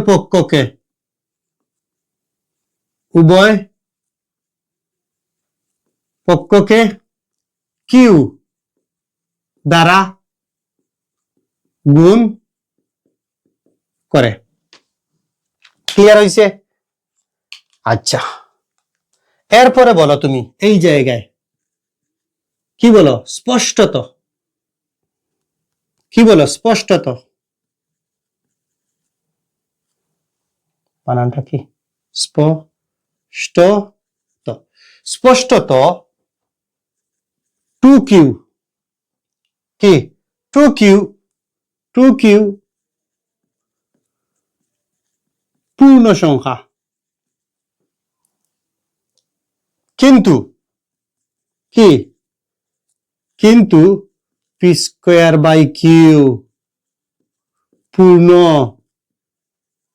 সংখ্যা নয়। লিখো, লিখো। কারণ পিও কিউ, পিও কিউ, পিও কিউ স্বাভাবিক সংখ্যা। পিও কিউ কোন ধরনের সংখ্যা? স্বাভাবিক সংখ্যা। এবং বলতে পারো কমা দেওয়ার পরে, এই জায়গায় কমা দেওয়ার পরে কি লিখতে পারো? যে এরা এরা পরস্পর কি? পরস্পর সহ মৌলিক। কিউর মান সব সময়, কিউর মান সব সময় 1 থেকে বড় ধরতে হবে। যদি এটা তুমি লিখো, এটা কেন কেন দেব? দাড়ি দাও। ঠিক আছে? অতএব টু কিউ, তুমি মান বসাও। কিউর মান এই জায়গায় 1, এই জায়গায় 1 বসাইতে পারছো না, 2 বসাও। 2 দুগুণা 4। এই জায়গায় পির মান বসাও, যেহেতু পরস্পর সংখ্যা। তুমি বসাও পির মান কত? বসাও 2 বসাও। তাহলে 3 বসাইতে হবে। এখন এই জায়গায় কত বসাবা? 3। 3 দুগুণা কত? 6। 2, 3 ভাগের 2, 3 ভাগের 2। 3 ভাগের 2 কি কখনো ভগ্নাংশ কি কখনো পূর্ণ সংখ্যার সমান হতে পারে না? ভগ্নাংশ কখনো পূর্ণ সংখ্যার সমান হতে পারে না। এই সেম জায়গায় তুমি সংখ্যা বও, 1 ব্যতীত বও, এবং পি কিউ পরস্পর এবং পাশাপাশি সংখ্যা বসাবা। যদি 2 বও, লবে 3 বসাও। নিচে যদি 3 বসাও, উপরে 5 বসাও। ঠিক আছে? বা 4 বসাও, হয়ে যাবে। লেখো P two Q, two Q এবং পি স্কোয়ার বাই কিউ কি হতে পারে না? সমান হতে পারে না। অর্থাৎ অর্থাৎ অর্থাৎ two Q does not equal to P square by Q. এরপরে অতএব রুট টু কে কাকে? রুট টু কে পি বাই কিউ আকারে প্রকাশ করা যায় না। যায় না? যায় না, যায় না। অর্থাৎ আবার লিখো, অর্থাৎ root 2 does not equal to, root 2 does not equal to p by q। হ্যাঁ? অতএব root 2 একটি অমূলদ সংখ্যা। যদি প্রমাণ, সুন্দর করে লিখে দাও প্রমাণিত। অবশ্যই একটা পূর্ণ সংখ্যা ভগ্নাংশের সমান হতে পারে না। একটি ভগ্নাংশ পূর্ণ সংখ্যার সমান হতে পারে না। ক্লিয়ার হয়েছে? বুঝছো? বলো আমাকে, ক্লিয়ার হয়েছে? না হলে বলো। ক্লিয়ার হওয়ার কথা, ক্লিয়ার হওয়ার কথা। কয়েকবার প্র্যাকটিস করবা। কি করবা? প্র্যাকটিস করবা। এরপরে তোমাদেরকে যখন বলবে, তোমাদেরকে কি বলবে, কি বলতে পারে?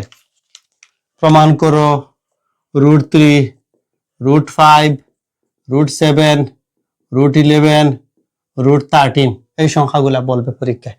এবং তোমাদের সময় এখন আসে না, আমাদের সময় আসতো 2010 পর্যন্ত। ঠিক আছে? তখন এসএসসিতে এই সংখ্যাগুলা রিপিট থাকতো, বারবার রিপিট থাকতো। এই সংখ্যাটা বারবার কি থাকতো? রিপিট করতো বোর্ড কোয়েশ্চনে। এই জিনিসগুলা তুমি বুঝে থাকো, তোমার কোনো সমস্যা ইনশাল্লাহ হবে না। মন দিয়ে পড়বা। কি মন দিয়ে পড়বা।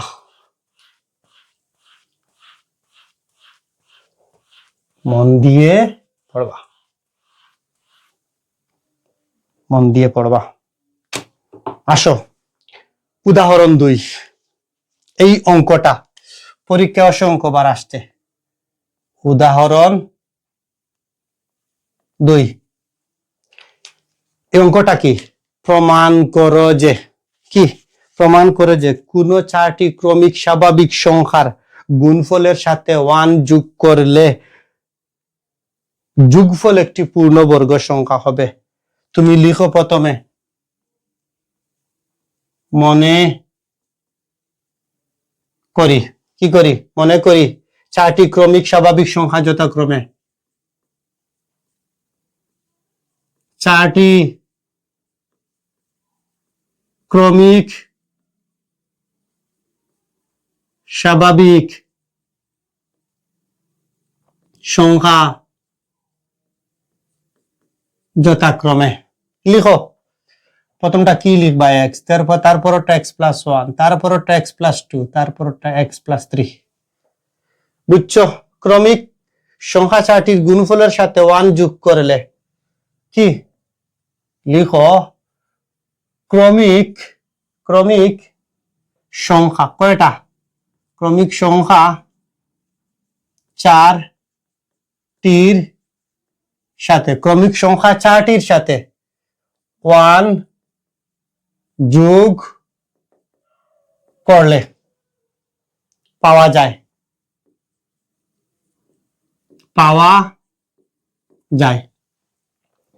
লিখো প্রথমে এক্স, তারপরে x plus 1, x plus 2, x plus 3 plus 1।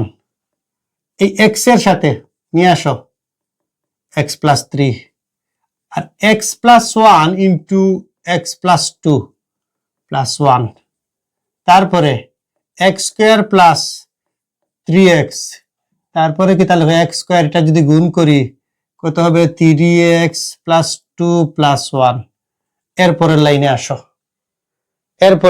আসো। তুমি বলো যে a ইন্টু a প্লাস 1, এই জায়গায় বলো ধরি এক্স স্কোয়ার প্লাস 3x সমান a হয়েছে। এখন এ গুণ করলে এক্স স্কোয়ার আর এ আর 1 যোগ করলে a। এখন এইটার মান কত? এটার মান কত হতে পারে বলো তোমরা? এই জায়গায় কত হবে? 2 হবে, এই জায়গায় 1 হবে, ক্যালকুলেশনে ভুল হচ্ছে। এই জায়গায় কত হবে? 2 হবে, এই জায়গায় 1 হবে। হয়ে গেছে? হ্যাঁ, এখন এটাকে লিখো a square plus 2ab plus b square, তারপরে লিখো কি তা a plus b whole square. এর মান বসাও x square plus 3x plus 1 whole square. এটা অবশ্যই একটি পূর্ণবর্গ সংখ্যা। এটা অবশ্যই কি পূর্ণবর্গ সংখ্যা। প্রমাণ করতে চাও? আসো, এক্স স্কোয়ার 3x প্লাস 1 বসাও এক্স এর মান, 3 ইন্টু 1 প্লাস 1, 1 3 প্লাস 1 কত হয়? 3 আর একে 4 একে কত?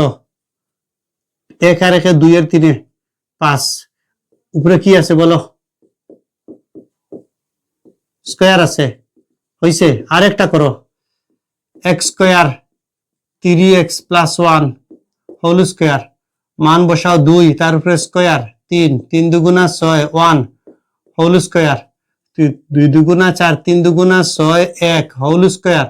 6 সাইডে কত? 10, 10 আর 11, 11 কে করো, 11 কে যদি বর্গ করে 121 পূর্ণবর্গ সংখ্যা হবে। এটা পরীক্ষার মধ্যে আসে, কিন্তু এগুলা তুলনামূলকভাবে একটু ক্রিটিক্যাল তোমাদের কাছে মনে হয় যেন বহুত প্রশ্ন আমি এখন সচরাচর দেখি না।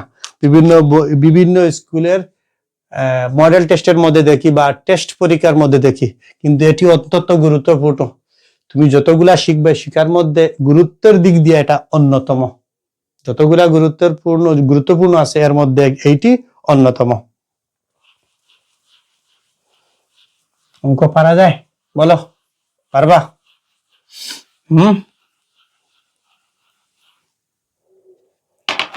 আসো এখন দশমিক ভগ্নাংশ।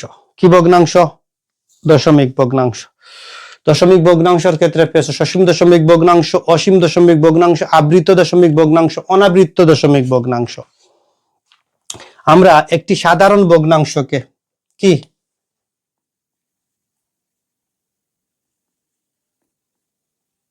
সাধারণ ভগ্নাংশকে কনভার্ট করব কিসে কনভার্ট করব? সাধারণ ভগ্নাংশকে কনভার্ট করব কিসে ভগ্নাংশ করব? আবৃত্ত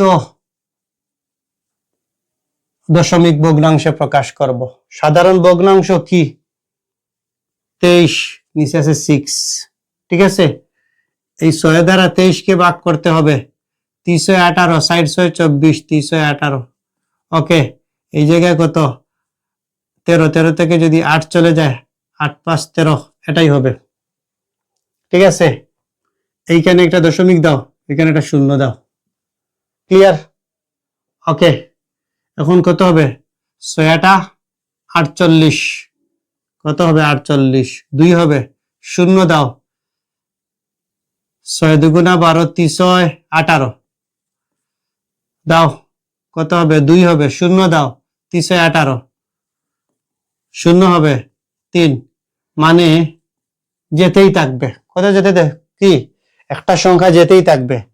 এর মানে তুমি লিখতে পারবা 6/23 কে 3.833 এমন অসংখ্য বাল না লিখে তার উপরে এইভাবে একটা ডট দিয়ে দিবা। এইটাকে বলে পৌনঃপুনিক। কি বলে এটাকে? কি বলে তোমরা বলতে পারবা? এটাকে কি বলে? পৌনঃপুনিক। পৌন কি?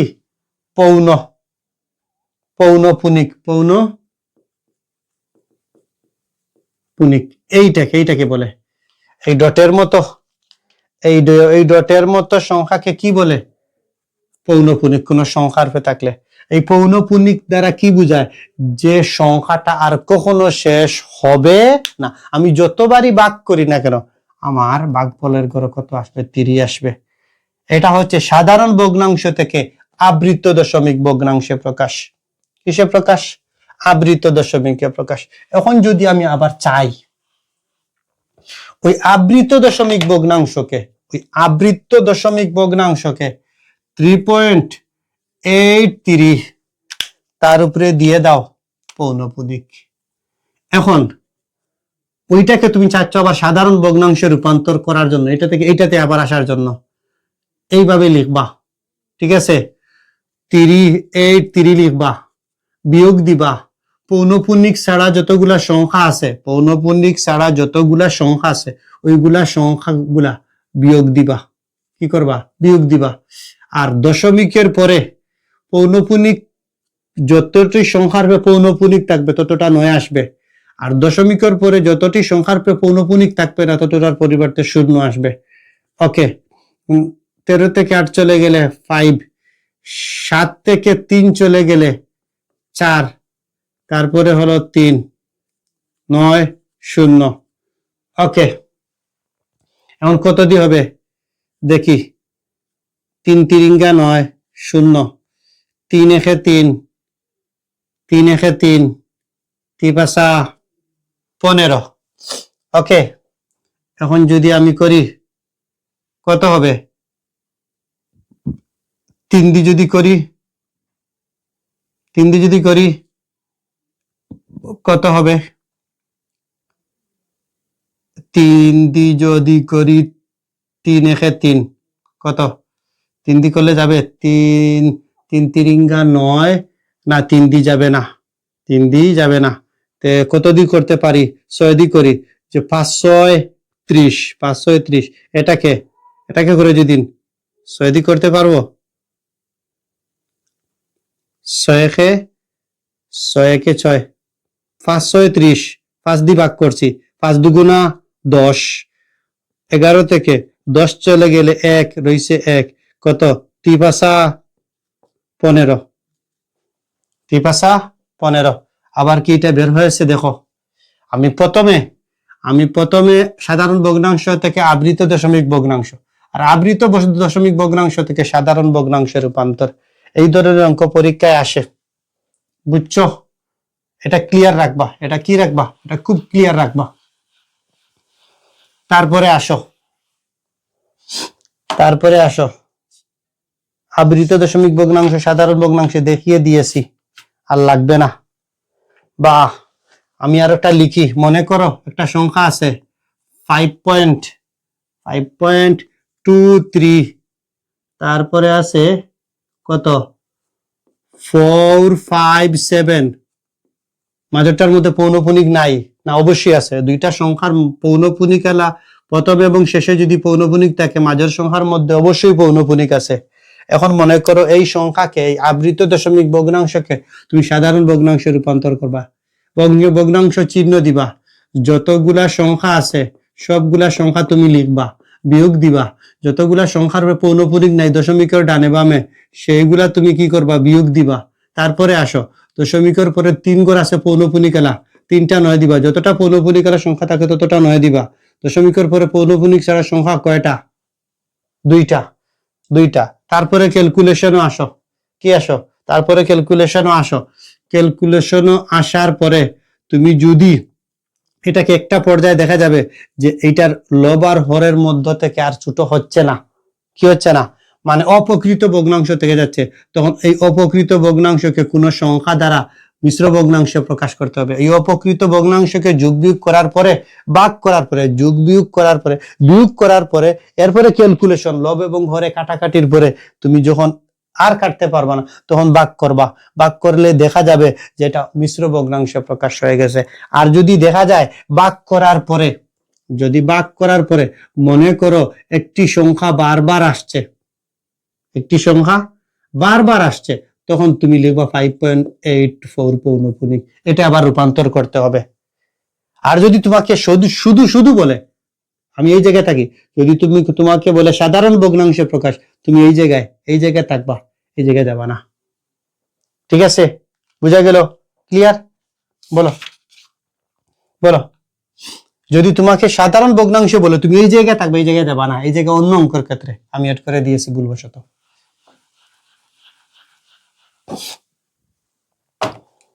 এখন আসো আমাদের কি করতে হবে? আবৃত দশমিক ভগ্নাংশের যোগ বিয়োগ গুণ ভাগ করতে হবে। গুণ ভাগের ক্ষেত্রে আবৃত দশমিককে সদৃশে প্রকাশ করা লাগে না, কিন্তু যোগ বিয়োগের ক্ষেত্রে আবৃত দশমিক ভগ্নাংশকে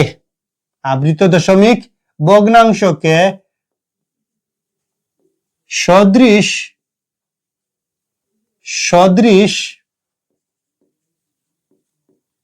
আবৃত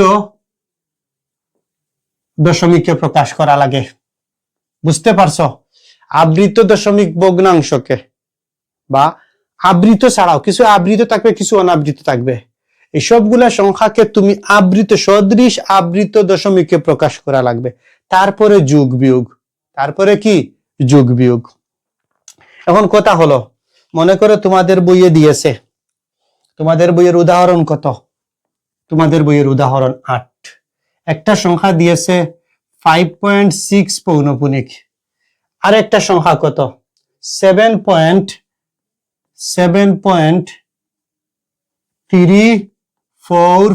4 এর পৌনঃপুনিক, 5 এর পৌনঃপুনিক, দুইটি সংখ্যার উপরে পৌনঃপুনিক।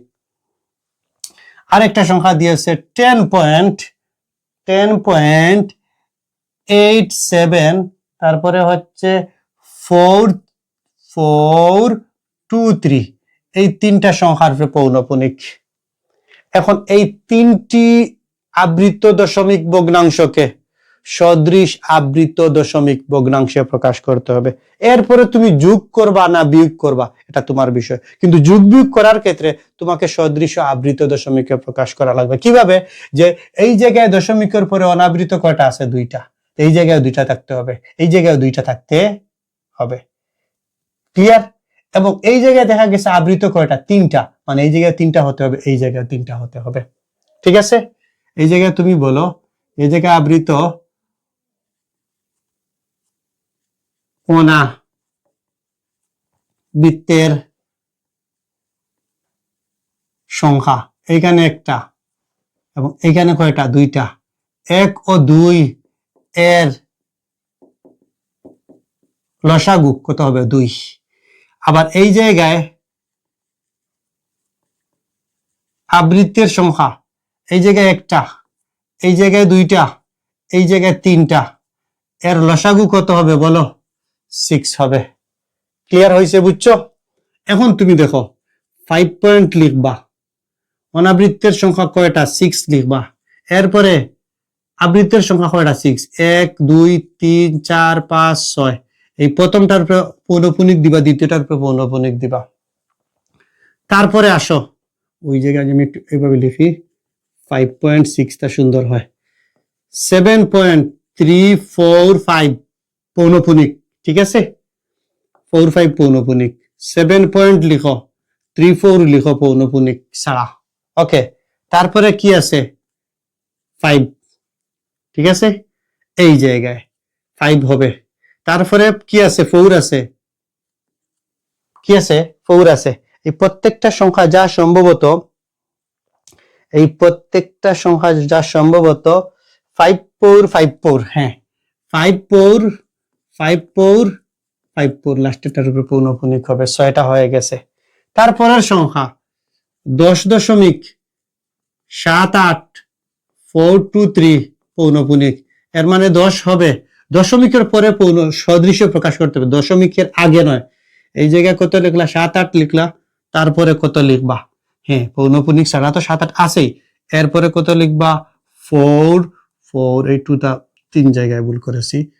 4 2 3, এই প্রথম সংখ্যায় পৌনঃপুনিক দিবা, দ্বিতীয় সংখ্যায় পৌনঃপুনিক দিবা। ঠিক আছে? এই তোমার সদৃশ আবৃত দশমিক ভগ্নাংশে প্রকাশ হয়ে গেছে। দেখো এটা কি ক্লিয়ার হয়েছে? এটা কি সদৃশ আবৃত দশমিক ভগ্নাংশে রূপান্তর হয়েছে, বা তোমরা কি বুঝতে পারছো? হুম হুম তোমরা কি পারবা কি পারবা না? পারবা?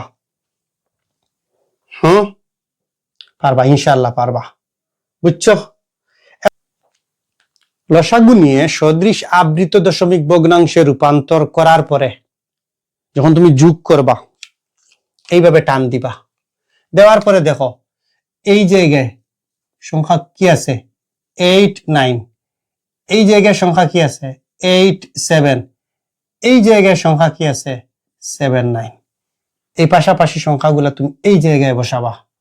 বসানোর পরে 9 9 18, কত? 18।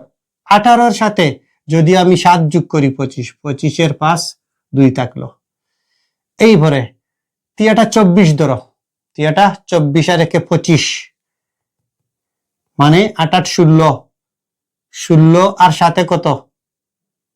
23, 23 আর 2 25, 25-এর 5 2 থাকলো। এই দুইটা এসে এই লাইনে যোগ হবে, এই লাইনে যোগ হবে। এই লাইনে যদি যোগ হয়, দেখো এই জায়গায় যদি নেই, কত হবে? 9 হবে। 9 9 18, 3 9 27, 27 না হয় 26 হবে, 6 হবে। এই জায়গায় টানটা দিয়ে দিবা, এই জায়গায় এই টানটা দিয়ে দিবা। ক্লিয়ার? এই টানটা তুমি দিয়ে দিবা। আর এই সংখ্যাটা একটু নিচে লিখো, একটু কাজ আছে তোমার উপরে, একটা কি আছে? কাজ আছে। এই সংখ্যা, তাহলে তোমার তো ওই সংখ্যা, ওই 2 সংখ্যাও নিচে লিখতে হবে, তোমাকেও নিচে লিখতে হবে। টোটাল জিনিসটাকে 5 5 ওইটা। ঠিক আছে? হাতে থাকলো কি? হাতে থাকলো কি? 2। ওকে, তিয়াটা 24 আর 1 25, 25 আর 2 27। ওকে, 7 দুগুণা 14, 3 7 21, 21 আর 2 23, 23 আর 2 25, 25 আর 5। এরপরে কত? এগুলা হয়ে গেছে, একটা দুইটা তিনটা হয়ে গেছে। তিয়াটা কত? 24, 24 আর 2 26 2। তারপরে আবার 4টা হয়ে গেছে, তিসাতা 21, 22, 23, 23 দিয়ে 25, 25 5 রয়ে গেছে 2 হয়ে গেল। কয়টা হয়েছে? 2টা। হ্যাঁ, আরেকটা 8। আমি কি ভুল করতেছি? এইগুলা এইগুলা এইগুলা টিয়াটা কত? 24 দিয়ে 26। আবার কত হবে? 9 9 কত? 18। 9 9 18। আর এই 2 যোগে 3 9 27। 27 কত হবে? 7 হবে। এইটা এইটা ঠিক আছে। তারপরে কোনটা হবে? এইটা। টিয়াটা কত? 24। টিয়াটা 24। এই জায়গা থেকে 24 আর 25 কত? 25। 25 কত হবে? 5 হবে। 25 কত হবে? 5 হবে। এই জায়গায় সবচেয়ে গুরুত্বপূর্ণ যে বিষয়, এই প্রথম সংখ্যার উপরে তুমি পৌনঃপুনিক দিবা, এই সংখ্যার উপরে তুমি পৌনঃপুনিক দিবা। ক্লিয়ার? হাতে 2 থাকলো। হাতে 2 থাকার পরে তুমি দেখো কি হয়। কত? 3 9 27। 27 কত? 7। এবার দেখো তো 8 8 16। 16 আর 1 17। 17 আর 2 19। 19 9 থাকলো কত? 1। ওকে। 3 আর 2 5 5 5 10। 10 আর 1 11। ঠিক আছে। এই সংখ্যাটা, এই সংখ্যাগুলা যখন আমি এইটাই প্রকাশ করলাম, টোটাল এইটাই প্রকাশ করলাম, মানে এই 3টা সংখ্যা যখন সদৃশ আবৃত দশমিকে যোগ প্রকাশ করলাম, প্রকাশ করার পরে যোগ করলাম, যোগফল আমি কত পেলাম? এইটা পেলাম। ঠিক আছে। এখন কথা হলো, যদি বিয়োগ হতো, বিয়োগের ক্ষেত্রে সাধারণত 3টি সংখ্যা হয় না, মাত্র কয়টি সংখ্যা হয়? 2টি সংখ্যা হয়। ঠিক আগে যেভাবে যোগ করে ওই বাম পাশে এনে যোগ করেছি, যোগের ক্ষেত্রে বাম পাশে আমি অতিরিক্ত যে সংখ্যা ছিল এটা আমি যোগ করেছি। বিয়োগের ক্ষেত্রে যখন নিচে বড় সংখ্যা থাকবে, উপরে ছোট সংখ্যা থাকবে, এই পাশ থেকে তুমি টেনে নিয়ে সংখ্যা টেনে নিয়ে তুমি বিয়োগ করবা, তোমার এক্সাক্ট উত্তর মিলে যাবে। এই সংখ্যাগুলো অত্যন্ত সহজ। এই সংখ্যাগুলো অত্যন্ত সহজ। তোমার যোগ বিয়োগ কমপ্লিট হয়ে গেল এই থিওরির উপরে।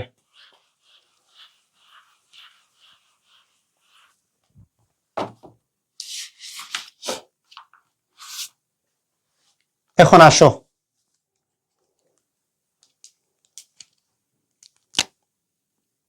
ফোর 4.3 গুণ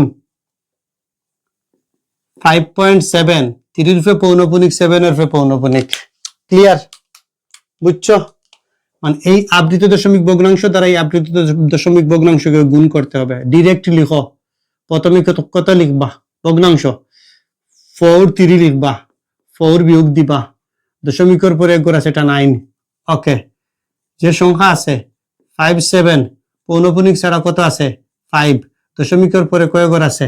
1 ঘর আছে, এটা পৌনঃপুনিক, একটা নয়। এখন এই জায়গা থেকে যদি এই জায়গা করি, বিয়োগ দিই, 13 থেকে 4 চলে গেলে কত হয়? 9। 9 থাকলো। এই জায়গায় কত থাকলো? 3 থাকলো। 9 থাকলো, গুণ থাকলো। এই জায়গায় যদি 7 থেকে কত? 52। কত? 52। এই জায়গায় কত হবে? 9 হবে। বুঝছো? ক্লিয়ার হয়েছে? ক্লিয়ার হওয়ার পরে এই জায়গায় দেখো, হয়তো 9 একে 9, 9 দুগুণে 18।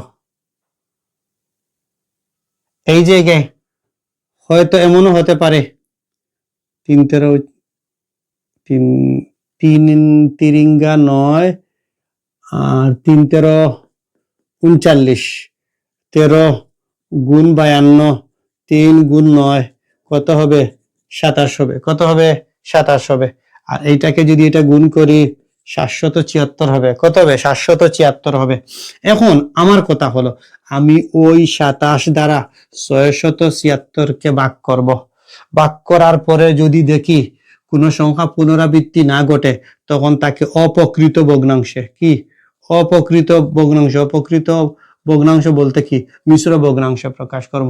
আর যদি দেখা যায় যে একই সংখ্যা বারবার আসে, তখন তার আবৃত দশমিকে প্রকাশ করতে হবে। এই সংখ্যাটা প্রকাশ করার পরে একসময় রেজাল্টটা, মানে অবশ্যই সংখ্যাটা কি আসে, যে 25.037। এই সংখ্যাগুলা বারবার আসে। এই সংখ্যাগুলা কি আসে? বারবার আসে। ওই দুইটা আবৃত দশমিক ভগ্নাংশকে গুণ করার পরে সাধারণ ভগ্নাংশে ক্যালকুলেশন করার পরে যে যখন যখন ওই অবস্থায় থাকবে তখন তুমি ভাগ করবা, ভাগ করার পরে যে কোনো সংখ্যার পুনরাবৃত্তি না ঘটে তখন মিশ্র ভগ্নাংশে প্রকাশ করে দিবা, অপকৃত ভগ্নাংশে রেখে দিবা। আর যদি দেখা যায় এভাবে সংখ্যার পুনরাবৃত্তি ঘটে তখন তুমি আবার এইটা আবৃত দশমিক ভগ্নাংশে প্রকাশ করবা। কথাটা ক্লিয়ার হইছে? বুঝছো? এখন যদি মনে করো এই জায়গায় আর কোনো কিছুই না, এই জায়গায় শুধুমাত্র ভাগ থাকলো, ভাগ দিল, তুমি কি করবা বলো? তোমাকে কি করবা? আবার ঠিক সমান 4-3 লিখো, যার ফে পৌনপুনিক নাই তারে বিয়োগ দাও, দশমিকের পরে পৌনপুনিক এলা সংখ্যা একটা 9 দাও, ভাগ দাও, লিখো ভগ্নাংশ 57 - 7 সরি 5, যার ফে পৌনপুনিক নাই। বাবা রে বাবা, এটা কি? দশমিকের পরে পৌনপুনিক এলা সংখ্যা একটা এই জায়গায় কত 39 হবে, 9 হবে, ভাগ উল্টে গুণ হবে, আর কোনো কাজ নেই, একটাই কাজ, উল্টাবে। এটা এই যেখানে যাবে 52 হবে, ঠিক আছে? এটা চলে যাবে 13 13 দুগুণ 26, 3 13 39, সাইড 13 52, সাইড 13 52, 3 13 39, উপরে কি হবে? 3 হবে, নিচে 4 হবে। বুঝছো? এই জায়গায় রাখবা, বুঝছো? আর এই জায়গায় যদি রাখান, এই 4 দ্বারা যদি 3 কে ভাগ করার পরে কোনো কিছু তাকে দশমিকের পরে নিয়ে আসলাম, ঠিক আছে? এখন করতে হবে 4 × 7 = 28, 32 হয়েছে। কত হবে? 2 হবে। কত হবে? 2 হবে। তারপরে কত হবে? একটা শূন্য বসাও, 4 × 16, 4 × 16, এই জায়গায় হয় যদি, আবার কত হবে? এই জায়গায় কত হবে? 4 হবে, শূন্য বসাও, কত হবে? 4 × 6 = 24, 5 × 4 = 32, 4 নং 36, 4 নং 36, 4 নং 36, আবার কত হবে? 4 হবে, 4 শূন্য বসাও, কত হবে? 4 নং 34 হবে, 4 নং 34, তারপরে 36 বসাও, কত হবে? আবার 4 হবে। এর মানে এই অঙ্কটা এই জায়গায় না থেকে হবে 0.749, এরপরে 9 ডট ডট দিবা, এরপরে লাইন লেখো 0.749 পৌনপুনিক। এটাই হচ্ছে তোমার উত্তর। আমি বুঝাইতে পারছি? বলো তোমরা বলো, আমি কি তোমাদেরকে এটা বুঝাইতে পারছি? ক্লিয়ার হয়েছে? আমি প্রথম অংশটুকু ডিটেলস দিয়েছি। এই জায়গায় সর্বপ্রথম বলেছি যে আবৃত দশমিক ভগ্নাংশগুলোকে সদৃশ আবৃত দশমিক ভগ্নাংশ প্রকাশ করতে হবে। দশমিকের ডাইন সাইডে সমান ধরনের অনাবৃত্তের সংখ্যা থাকতে হবে, সমান ধরনের আবৃত্তের সংখ্যা থাকতে হবে। এই জন্য লসাগু নিতে হবে। তোমাকে চিন্তা করতে হবে কোন সংখ্যার পরে কোন সংখ্যা আসবে। সদৃশ আবৃত দশমিক ভগ্নাংশে রূপান্তর করার পরে তুমি যোগ করতে পারবা, বিয়োগ করতে পারবা। আমি সিস্টেম দেখিয়ে দিয়েছি, বইতেও আছে। আমি যেটা দেখিয়ে দিয়েছি এটা সবচেয়ে সহজ। এবং এরপরে হলো গুণভাগের ক্ষেত্রে সদৃশ প্রকাশ করা লাগে না, শুধু গুণ থাকলে ভাগ থাকলে গুণে রূপান্তর করা লাগে। আর সিস্টেম কিন্তু একই। এবং অপকৃত থাকে যদি কখনো, প্রকৃত দেখো কিন্তু চলে গেছে, আবার আবৃত দশমিক যদি কখনো অপকৃত থাকে আর একই সংখ্যা বারবার না আসে, তো তুমি সাধারণত অপকৃত ভগ্নাংশ বা মিশ্র ভগ্নাংশে রেখে দিবা। এই পর্যন্ত শেষ। আজকের এই ক্লাসটা যদি তুমি ফুল শান্তিভাবে করো, আমি কাজ কি করেছি, আমি তার বেসিক ক্লিয়ার করিয়ে দিয়েছি, উদাহরণের নিয়মগুলা বুঝিয়ে দিয়েছি, মেথড বা কনসেপ্ট গুলা ক্লিয়ার করে দিয়েছি। কনসেপ্ট গুলা আমি ক্লিয়ার করে দিয়েছি। প্রথমে কি করলাম? বেসিক ক্লিয়ার করলাম, কনসেপ্ট গুলা ক্লিয়ার করলাম, ঠিক আছে? উদাহরণগুলা, এক্সাম্পল গুলা ক্লিয়ার করে দিলাম, বুঝিয়ে দিলাম। যদি বুঝে থাকো আমাকে লিখো, ঠিক আছে? প্লিজ কাইন্ডলি, না বুঝলে যে জায়গায় বুঝবা না এই জায়গায় লিখবা, আমি বুঝিয়ে দিব ইনশাআল্লাহ। তারপরে আসো, এখন তুমি অনুশীলনী প্র্যাকটিস করবা। এটা আমার কাজ, নেবার এটা তোমার কাজ। যদি তুমি অনুশীলনীর অঙ্ক পারো, এরপরে তোমার যত সিকিউ আসুক, যত এমসিকিউ আসুক, যত এসকিউ আসুক, যে কোনো ধরনের কোয়েশ্চন আসুক না কেন, তুমি ইনশাল্লাহ পারবা। বুঝা গেছে? সময় দাও, প্র্যাকটিস করো, এই অধ্যায়ের উপরে সর্বোচ্চটুকু গুরুত্ব দাও। দেখা হচ্ছে পরবর্তী কোনো ক্লাসে। ভালো থেকো, সুস্থ থেকো, আল্লাহ হাফিজ।